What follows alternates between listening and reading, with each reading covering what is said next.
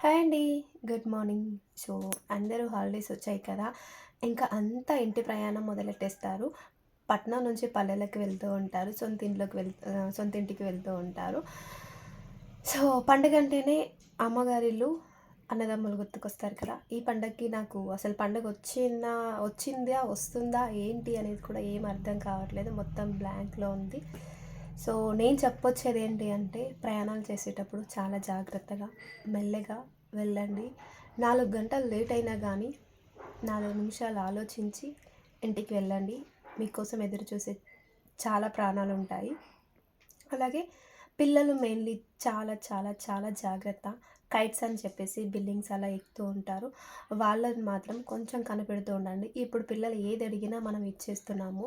అది ఒక 5జీ జనరేషన్ లాగా అయిపోయింది. అలాంటప్పుడు బట్ వాళ్ళ సేఫ్టీ కూడా ఆలోచించేది మనమే కాబట్టి కొంచెం జాగ్రత్తగా ఉండండి. అండ్ హ్యాపీగా పండగ చేసుకొని వచ్చేసేయండి. ఓకేనా? బాయ్ మరి.